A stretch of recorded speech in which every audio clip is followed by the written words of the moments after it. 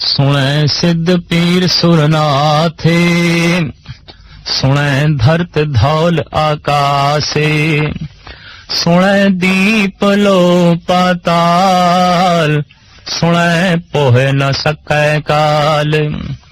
नानक भगता सदा विगास, सुनै दुख पाप का नास। गुरु घर दे शब्द सुनन दी महानता इतनी है कि प्रभु प्राप्ति दा मुख साधन भी सुनना ही गुरु नानक देव जी महाराज ने दस्या। शब्द नूं परमात्मा नाल मिलन दा आधार मन लईए तां फिर शब्द है ही सुनन दा विषा। अज तक साधक पुरुष परमात्मा तक पहुंचण लई मिलन लई तरह तरह दे जो साधन जुटांदे रहे ने, शरीर दे किसे एक तत्त नूं उन्हां ने मुख रखिया। शरीर दे च पानी बहुत ज्यादा है, इस भाव नूं मुख रख के तीर्थां दा रटन इशनान करी जाना, सवेरे करना, दोपहर नूं करना, शाम नूं करना, ते तीर्थ इशनान नूं ही जल दे इशनान नूं आत्म शुद्धि मन लेना।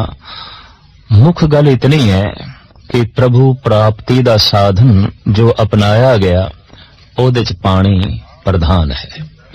बार बार सजदा करना, बार बार मत्था रगड़ना, नक रगड़ने, हर वक्त धरती दी खाक नूं मस्तक ते लाना, ये मिट्टी तत्त नूं आधार बना के परमात्मा तक पहुंचण दी कोशिश की जाती रही है।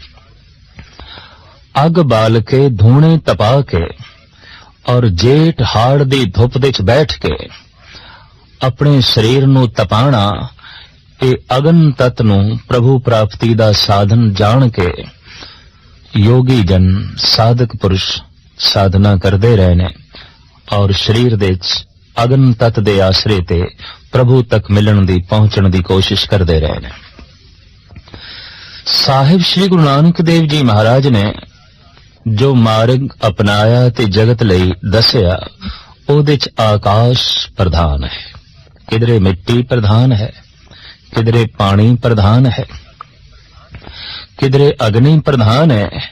गुरु नानक देव जी महाराज ने शब्द नूं प्रधान मनिया ते शब्द आकाश तत्त दा विषय है। और साहिब श्री गुरु नानक देव जी महाराज दा फरमान है, बार बार उसका जिक्र करते रहिए ते सुनते रहिए, आखिर एक दिन मनुख परमात्मा तक पहुंच जाता है, ईश्वर तक पहुंच जाता है। भोजन दी बुरकी मूंह दे राही अंदर प्रवेश करती है, खून बनती है, मिंज बनती है, मांस बनती है, शरीर की तवानाई बनती है, शरीर की शक्ति बनती है।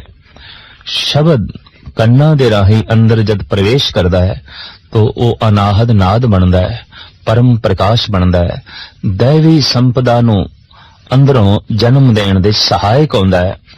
और शब्द केवल सुनन दा विषय है। सुनन दी कितनी वड्डी महानता है।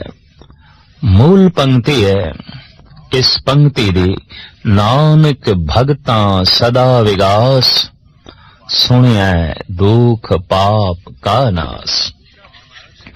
महाराज दा फरमान है कि भगतां दे मन दे सदा हुलास रहिंदा है, खेड़ा रहिंदा है, मस्ती रहिंदी है, सदी भी आनंद दे च रहिंदे ने, अठे पैर प्रसन्न चित रहिंदे ने। तां आखिर कुछ ना कुछ कारण होवेगा, क्योंकि अठे पैर दी प्रसन्नता ते दुनिया दे किसे नूं भी नसीब नहीं। जो हस रहा है आखिर उसे नूं रोंदा होया असी वेखदे हां, जो परम प्रसन्न चित सानू मिलदा है असी उसे नूं गमगीन होया बेचैन होया वेखदे हां। पर साहिब कहंदे नानक भगतां सदा विगास, भगतां दे कोल सदैवी खेड़ा है, सदैवी आनंद है। अठे पैर दी प्रसन्नता है। ये प्रसन्नता उन्हां नूं किस तरह नसीब होई? साहिब कहंदे उन्हां दे दुख जद नाश होए, पाप जद नाश होए ते प्रसन्नता नसीब हो गई। पाप तो दुख पैदा होंदे ने, दुख बेचैन कर देंदा है, पाप मिट गए, दुख मिट गए, तो प्रसन्नता अंतर आत्मे च पैदा हुई। पर सवाल पैदा होंदा है, पाप किस तरह मिट गए, दुख किस तरह मिट गए? तो सतगुरु कहंदे ने, सुनिया है दुख पाप का नास। जद गुरु दा शब्द सुनिया, परमात्मा दा नाम सुनिया, पाप मिट गए, दुख मिट गए। पाप ते दुख दे मिटदियां ही हुलास पैदा होया, विगास पैदा होया, खेड़े दा जन्म होया, खुशियां दा जन्म होया। तो नाद नू सुनना, गुरशब्द नू सुनना, प्रभु नाम दा उचारण करके उन्हों सुनना, सुनन दे नाल ही दुखां दा नाश हो जांदा है, पापां दा नाश हो जांदा है, बशर्ते सुनन दी जाच किसे नू आ जाए। ध्यान तो बिना मनुख सुन नहीं सकेगा। सुनना बहुत प्रबल ध्यान साधना है। एक मनुख उच्ची उच्ची बोल रहा होंदा है, दूसरा सुन रहा होंदा है, ते सुनन वाला अचनचेत कह देंदा है, मित्रा ये गल फिर आख, मैं नहीं सुनी। तू क्यों नहीं सुनी? कहंदा मेरा ध्यान किसे होर पासे चला गया सी। तो ध्यान तो बिना शब्द नू सुनना बहुत औखा है। तो साहिब कहंदे जैसे ध्यान नाल उचारण कीते होए नाम नू कोई सुनदा है, ओदे पाप मिट जांदे ने, ओदे दुख मिट जांदे ने, ओदे अंदर विकास पैदा हो जांदा है, उस दे अंदर खेड़े दा जन्म होंदा है। सिर्फ इतना ही नहीं, सतगुरु कहंदे ने, सुने सिद्ध पीर सुरनाथ। परमात्मा दा नाम सुनदियां ही मनुख सिद्ध बन जांदा है, पीर बन जांदा है, देवता बन जांदा है, नाथ बन जांदा है। जो बड़े बड़े नाथ होए ने, महान देवते होए ने, बड़े बड़े फकीर होए ने, सिद्ध पुरुष होए ने, सतगुरु कहने ने ईश्वर दा नाम सुन के होए ने, परमात्मा दा नाम सुन के होए ने। जैसे शब्द अंदर प्रवेश करदा है, अंदरों ही सिद्धियां दा जन्म हो जांदा है। लोकी कहने ने ये सिद्ध पुरुष है। जिस वक्त शब्द दा अंदर प्रवेश होंदा है, अंदरों ही फकीराना तबीयत दा जन्म होंदा है। लोकी कह देने ये पीर हो गए। जिस वक्त गुर शब्द दा अंदर प्रवेश होंदा है, तो मनुख दियां देव बिरतियां बाहर प्रगट होंदियां, लोकी कह देंदे ये ते देवता हो गए। और जिस वक्त मनुख दे अंतर आत्मे शब्द प्रवेश होंदा है, कन्ना दे राही अंदरों जिस जज्बे दा जन्म हो जांदा है, वो है नाथ। वो ते अपने आप दा मालिक बन जांदा है, वो गुलाम नहीं रहंदा, वो स्वयं अपने आप दा मालिक है। अक्सर देखा गया है, जो सारी दुनिया दे उत्ते अपनी मलकीयत दा दावा करदे ने, वो अपने आप दे मालिक नहीं होंदे। सारी दुनिया नू जितण वाला मनुख अपने मन दे हथों हार जांदा है, अपने मन दे हथों हार मन लेंदा है। तो जो शब्द नू सुन लेंदा है, शब्द जिस वक्त अंदर प्रवेश करदा है, जिस जज्बे दा जन्म होंदा है, नाथ वो अपने आप दा मालिक हो जांदा है, गुलाम नहीं रहंदा। वो जीवन नू नथ लेंदा है, जिंदगी नू काबू च कर लेंदा है, मन नू काबू च कर लेंदा है। ते जो नथ लवे वही नाथ है, जो काबू कर लवे वही नाथ है, वही मालिक है, वही स्वामी है। सतगुरु अगे फरमान करदे ने, सुनै धरते धौल आकाश। परमात्मा दा नाम सुनदियां ही मनुख नू ये बोध मिल जांदा है कि ये जिहड़ी धरती है उसे ही परमात्मा दे आसरे ते टिकी है। ये धवल ते आकाश की है, इसदी बारीकियां दा उसनू पता चल जांदा है। अनंत काल तो एक धारणा बनी रही है साडे देश दे विच कि इस जमीन नू धौले बैल ने चुकिया है, एक बल दे आसरे ते खड़ी है, और उसने भी एक सिंह ते चुकिया है। जिस वक्त थक जांदा है, दूसरे सिंह दे ते धरती नू चुकदा है, तो धरती च भूचाल आ जांदे ने, जलजले आ जांदे ने। ये धारणा रही है। पर सतगुरु कहंदे ने, जिस वक्त मनुख गुर शब्द सुनदा है, नाम नू सुनदा है, ते सही ज्ञान दा अंदरों जन्म होंदा है, ओनू पता चलदा है कि धौल बैल तां सिर्फ प्रभु दी एक मर्यादा है, धर्म है। ओदे आसरे ते धरती खड़ी है, और उसे दे आसरे ते ये आकाश खड़ा है। सुने दीप लो पाताल। परमात्मा दा नाम सुनदे हैं खंडां ब्रह्मंडां दीपां लोहां दा बोध हो जांदा है। प्राचीन संत जना ने, अनुभवी पुरुषां ने, ब्रह्म ज्ञानियां ने खंडां ब्रह्मंडां दी चर्चा कीती है, अनंत पृथ्वियां दी चर्चा कीती है। और ये नहीं कि कल्पना मात्र है, उन्होंने दिखाई देता है। अज विज्ञान इस गल की तस्दीक कर रहा है कि अणगिणत सूरज ने जो गिणे नहीं जा सकते, पर भगत कबीर पहले ही कह गए ने, कोट सूरजां के प्रगास, कोट महादेव और कविलास। अनंत सूरज ने, करोड़ा ही सूरज ने। कबीर कोल किसी ने पूछया कि थानू करोड़ा सूरज दिखाई देंदे ने, अणगिणत पृथ्वियां दिखाई देंदियां ने, बेशुमार धरतियां दा थानू बोध है, ये किस तरह हो गए? ये सब कुछ थानू किस तरह दिखाई दे रहा है? तो कबीर ने एक जांच दसी, अगर कोई अपना लवे तो उसनों भी ये सब कुछ दिखाई देवेगा। कहो कबीर जानेगा सोई, इस भेद नू वो जान लवेगा। किन्ने सूरज ने, किन्नियां धरतियां ने, धरती नू किसने चुकिया है, आकाश किस आसरे ते घड़ा है, इस सारे भेद नू ओ जान लवेगा। कहो कबीर जानेगा सोई, हिरदे राम मुख रामे होई। रसना ते राम है, हिरदे दे च राम है, तो धरती दे भेद दा पता चल जाना है, आकाश दे भेद दा पता चल जाना है। और धौला की है, वास्तविक एक धर्म है, प्रभु दी बनाई हुई मर्यादा है, जिस आसरे ते ग्रह नक्षत्र पृथ्वियां खड़ियां ने। सुने दीप लो पाताल, सुनदे ही अनेकां खंडां ब्रह्मंडां दीपां लोहां दा ज्ञान मिल जांदा है। सुने पोहे न सकै काल, सब तो परबल भय मनुख दे अंदर मौत दा है। नाम नू सुनदियां ही, शब्द नू सुनदियां ही, ते जैसे शब्द अंतर आत्मे च प्रवेश करदा है, निर्भय बिरतियां दा अंदरों जन्म हो जांदा है। उस मनुख दे अंदर मौत दा भय नहीं रहिंदा, उस मनुख दे अंदर मौत दा डर नहीं रहिंदा।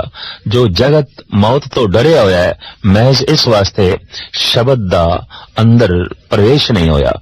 भगत कबीर दा कहना है कि जिस मरने ते जग डरे, मेरे मन आनंद, मरने ही ते पाइए पूरन परमानंद। सुने पो न सके काल, नाम नू सुनदियां ही मौत दा डर, काल दा डर पहुंच ही नहीं सकता।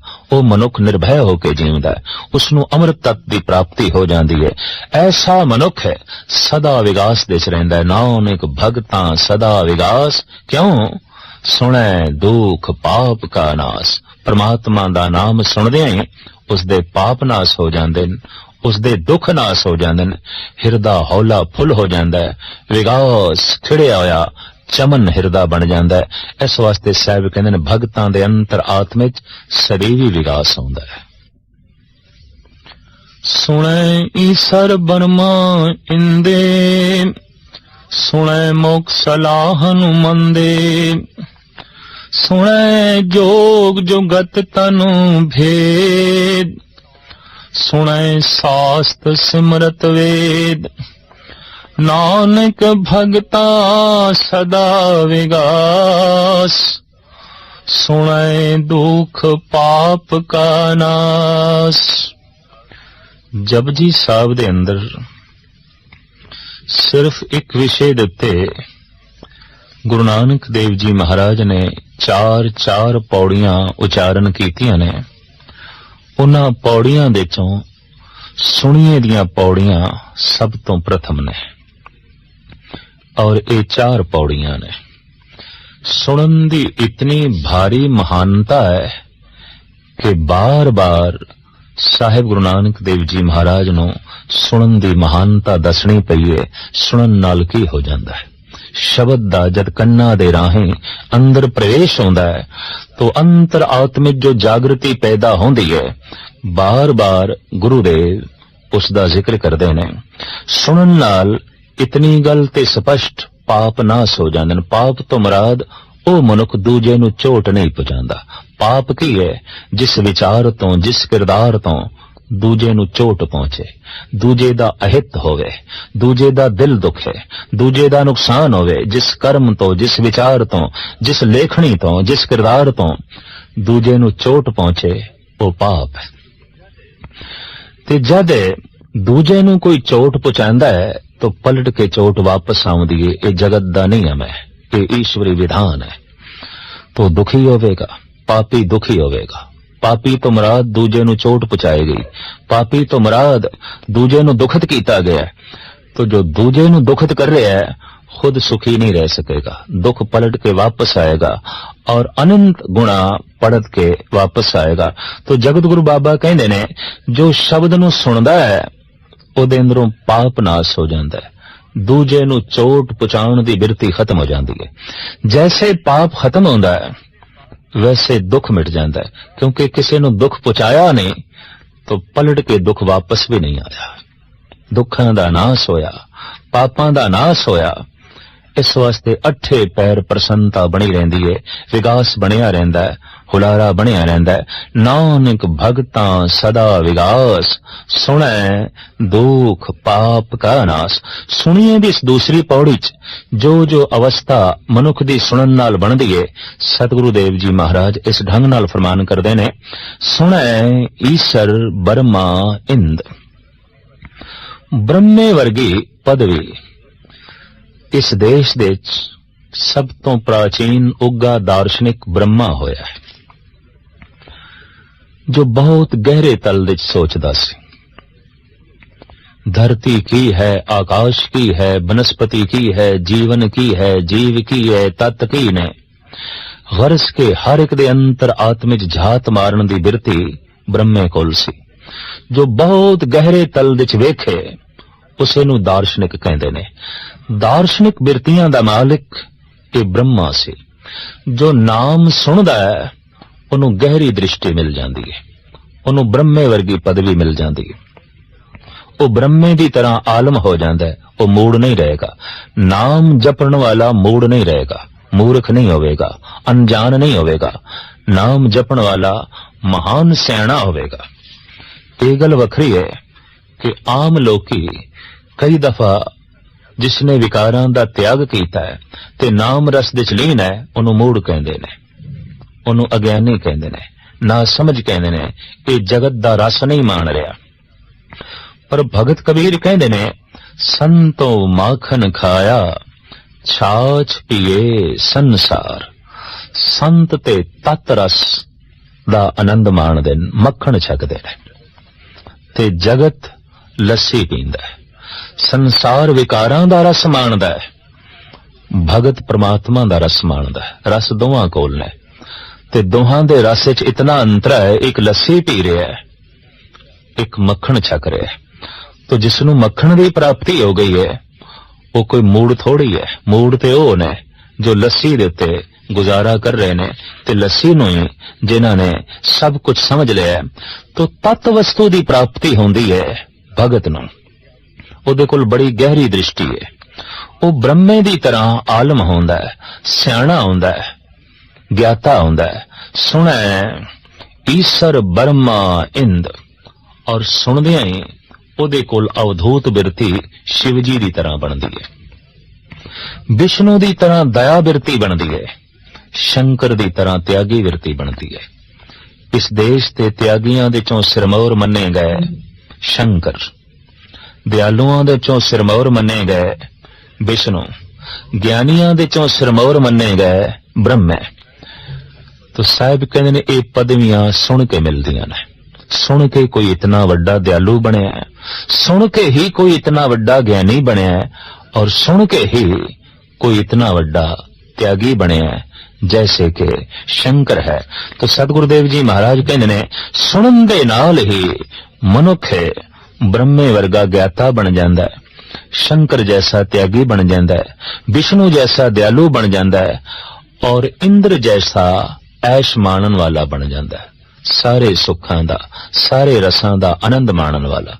जितने रस नाल भगत भोजन छकदा है, उतने रस नाल एक संसारी भोजन नहीं छक सकता। संसार नूं वेख के जो एक भगत रस माणदा है, वो एक संसारी रस नहीं मान सकता। गीत संगीत नूं सुन के जो विस्माद दी दुनिया दे च एक भगत खो जांदा है, ये विस्माद एक आम संसारी पद्धर दे मनुख दे कोल नहीं है। ओदे कोल ऐश्वर्य होंदा है, ओदे कोल विश्राम आराम सुख ऐसा होंदा है जैसा कि इंद्र कोल है। इंद्र दे बारे कहंदे ने वो स्वर्ग दा राजा है। ਭਾਵ ਆਪਣੇ ਵਰਗ ਦੇ ਵਿੱਚ ਜੀਵਣਾ, ਆਪਣੇ ਮਾਹੌਲ ਦੇ ਵਿੱਚ ਜੀਵਣਾ, ਆਪਣੇ ਇੰਦਰੀਆਂ ਨੂੰ ਕਾਬੂ ਕਰਕੇ ਜੀਵਣਾ, ਇੰਦਰ ਵਰਗੀ ਪਦਵੀ ਸਤਿਗੁਰੂ ਦੇਵ ਜੀ ਮਹਾਰਾਜ ਕਹਿੰਦੇ ਨੇ ਸੁਣਨ ਦੇ ਨਾਲ ਪ੍ਰਾਪਤ ਹੋ ਜਾਂਦੀ ਹੈ। ਸੁਣੈ ਮੋਖ ਸਲਾਹਣ ਮੰਦ, ਜਿਹੜੇ ਮੰਦੇ ਪੁਰਸ਼ ਨੇ, ਨੀਵੇਂ ਮਨੁੱਖ ਨੇ, ਨੀਚ ਬਿਰਤੀ ਦੇ ਮਾਲਕ ਨੇ, ਜੇ ਕਿਧਰੇ ਪ੍ਰਭੂ ਦਾ ਨਾਮ ਸੁਣ ਲੈਣ ਤਾਂ ਉੱਚੇ ਹੋ ਜਾਂਦੇ ਨੇ। ਪ੍ਰਮਾਤਮਾ ਦੀ ਸਲਾਹ ਕਰਦਿਆਂ ਕਰਦਿਆਂ, ਪ੍ਰਮਾਤਮਾ ਦੀ ਸਿਫਤ ਤੇ ਸਲਾਹ ਮੁਖਾਰ ਬਿੰਦ ਦੇ ਨਾਲ ਉਚਾਰਨ ਕਰਦਿਆਂ ਕਰਦਿਆਂ ਤੇ ਕੰਨਾਂ ਨਾਲ ਸੁਣਦਿਆਂ ਸੁਣਦਿਆਂ ਜੋ ਮੰਦ ਪੁਰਸ਼ ਨੇ, ਨੀਵੇਂ ਮਨੁੱਖ ਨੇ, ਉਹ ਵੀ ਉੱਚੇ ਹੋ ਜਾਂਦੇ ਨੇ। ਉਹ ਵੀ ਪ੍ਰਭੂ ਦੀ ਸਿਫਤ ਤੇ ਸਲਾਹ ਕਰਨ ਲੱਗ ਪੈਂਦੇ ਨੇ ਤੇ ਸਿਫਤ ਤੇ ਸਲਾਹ ਦਾ ਸਦਕਾ ਉੱਚੀ ਪਦਵੀ ਨੂੰ ਪ੍ਰਾਪਤ ਹੋ ਜਾਂਦੇ ਨੇ। ਸੁਣੈ ਜੋਗ ਜੁਗਤ ਤਨ ਭੇਦ, ਪਰਮਾਤਮਾ ਦਾ ਨਾਮ ਸੁਣਦਿਆਂ ਹੀ ਜੋਗ ਦੀਆਂ ਜੁਗਤੀਆਂ ਪ੍ਰਾਪਤ ਹੋ ਜਾਂਦੀਆਂ। ਪਰਮਾਤਮਾ ਨਾਲ ਕਿਵੇਂ ਜੁੜਨਾ ਹੈ, ਇਸ ਨੂੰ ਕਹਿੰਦੇ ਨੇ ਜੋਗ। ਜੁੜਨ ਨੂੰ ਜੋਗ ਕਹਿੰਦੇ ਨੇ। ਸੁਣਦਿਆਂ ਹੀ ਸੁਣਦਿਆਂ ਇਹ ਜੁਗਤੀ ਪ੍ਰਾਪਤ ਹੋ ਜਾਂਦੀ ਹੈ ਕਿ ਪ੍ਰਭੂ ਨਾਲ ਕਿਵੇਂ ਜੁੜਨਾ ਹੈ, ਸੰਸਾਰ ਤੋਂ ਕਿਵੇਂ ਉੱਚੇ ਉੱਠਣਾ ਹੈ। ਇਸ ਤੋਂ ਪਹਿਲੇ ਇਸ ਤਰ੍ਹਾਂ ਦੀ ਜੁਗਤੀ ਦਾ ਪ੍ਰਾਪਤ ਹੋਣਾ ਬੜਾ ਔਖਾ ਹੈ। ਜੈਸੇ ਕੋਈ ਮਨੁੱਖ ਇਹ ਆਖੇ ਕਿ ਪਾਣੀ ਮੈਂ ਬਾਅਦ ਵਿੱਚ ਪੀਆਂਗਾ, ਪਹਿਲੇ ਮੇਰੀ ਪਿਆਸ ਮਿਟਣੀ ਚਾਹੀਦੀ ਹੈ, ਅਸੰਭਵ ਹੈ। ਕੋਈ ਐਸਾ ਆਖੇ ਕਿ ਭੋਜਨ ਮੈਂ ਬਾਅਦ ਵਿੱਚ ਛਕਾਂਗਾ, ਪਹਿਲੇ ਮੇਰੀ ਭੁੱਖ ਮਿਟਣੀ ਚਾਹੀਦੀ ਹੈ। ਅੱਖਾਂ ਮੈਂ ਬਾਅਦ ਵਿੱਚ ਖੋਲਾਂਗਾ, ਪਹਿਲੇ ਮੈਨੂੰ ਪ੍ਰਕਾਸ਼ ਦਿਸਣਾ ਚਾਹੀਦਾ ਹੈ, ਅਸੰਭਵ ਹੈ। ਪ੍ਰਕਾਸ਼ ਦੇਖਣ ਲਈ ਅੱਖ ਪਹਿਲੇ ਖੋਲਣੀ ਪਏਗੀ, ਭੁੱਖ ਮਿਟਾਉਣ ਲਈ ਭੋਜਨ ਪਹਿਲੇ ਛਕਣਾ ਪਏਗਾ, ਪਿਆਸ ਖਤਮ ਕਰਨ ਲਈ ਪਾਣੀ ਪਹਿਲੇ ਪੀਣਾ ਪਏਗਾ। ਹੂ ਬਹੂ ਜੋਗ ਦੀਆਂ ਜੁਗਤੀਆਂ ਪ੍ਰਾਪਤ ਕਰਨ ਲਈ, ਪ੍ਰਭੂ ਨਾਲ ਜੁੜਨ ਦੀ ਜੁਗਤੀ ਪ੍ਰਾਪਤ ਕਰਨ ਲਈ ਪ੍ਰਭੂ ਦਾ ਨਾਮ ਪਹਿਲੇ ਸੁਣਨਾ ਪਏਗਾ, ਰਸਨਾ ਨਾਲ ਉਚਾਰਨ ਕਰਕੇ ਉਸ ਦੇ ਨਾਮ ਨੂੰ ਸੁਣਨਾ ਪਏਗਾ। ਸੁਣਦਿਆਂ ਹੀ ਸੁਣਦਿਆਂ ਜੁਗਤੀ ਪ੍ਰਾਪਤ ਹੋ ਜਾਂਦੀ ਹੈ। ਸੁਣਨਾ ਹੀ ਚੱਲਣਾ ਹੈ ਪ੍ਰਭੂ ਦੇ ਮਾਰਗ ਤੇ, ਔਰ ਜੋ ਚੱਲਦਾ ਹੈ ਉਹ ਪਹੁੰਚ ਜਾਂਦਾ ਹੈ। ਤੇ ਪ੍ਰਭੂ ਦੇ ਮਾਰਗ ਤੇ ਚੂੰਕਿ ਸੁਰਤ ਨਹੀਂ ਚੱਲਣਾ ਹੈ तो सुरत ध्यान शब्द दे आसरे ते ही चलेगी। ते शब्द सुनन दा विषय है। सुनै मोख सलाहन मंद, सुनै जोग जुगत तन भेद। सुनदियां ही जोग दियां जुगतियां प्राप्त हो जांदियां और तन दे भेद दा पता चल जांदा है। भोजन किहड़ा पच सकदा है, किन्ना क पच सकदा है, पच के किवें रस बनदा है, और रस शरीर दे किहड़े-किहड़े अंग नूं किस ढंग नाल पहुंचदा है, शरीर दे विच विकारां दा जन्म किस ढंग नाल आउंदा है, किहड़े-किहड़े भोजन तो होंदा है, किहड़े-किहड़े माहौल दे च आउंदा है।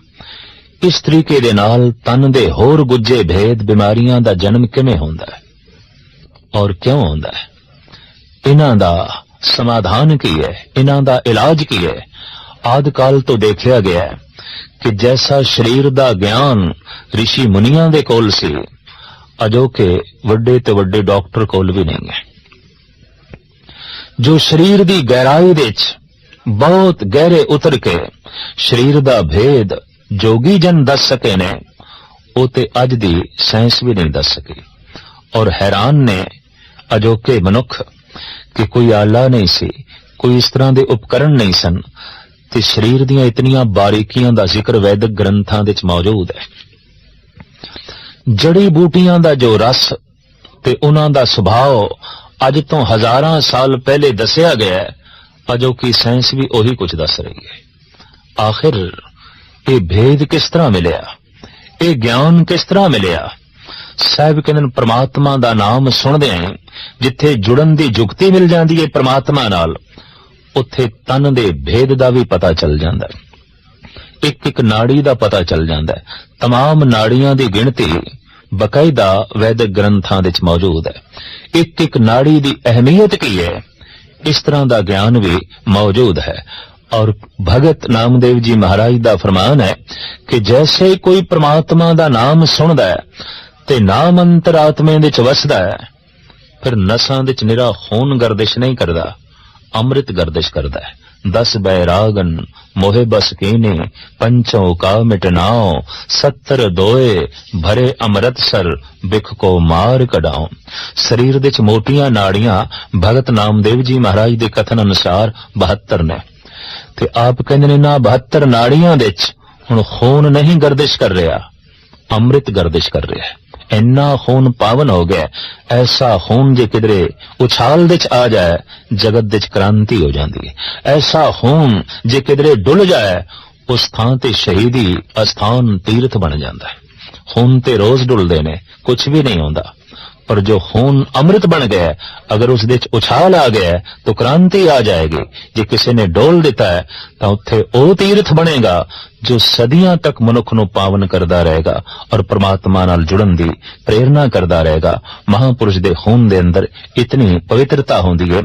ये सब कुछ परमात्मा दा नाम सुनदियां सुनदियां और ओदे नाल जुड़न दी जुगती प्राप्त होंदियां ही तन दे भेद दा पता चल जांदा है। तन दी गहराई दे झात मार के उस दियां बारीकियां दा पता चल जांदा है। साहिब कहंदे ने इस तरीके नाल भगतां दे अंदर सदैवी हुलास बनिया रहिंदा है। नानक भगतां सदा विगास क्यों सुनिया दुख पाप का नाश। परमात्मा दा नाम सुनदे ही उन्हां दे पाप नाश हो जांदे ने, दुख नाश हो जांदे ने। इस वास्ते सदैवी प्रसन्नता दे विगास दे भगत जन रहिंदे ने।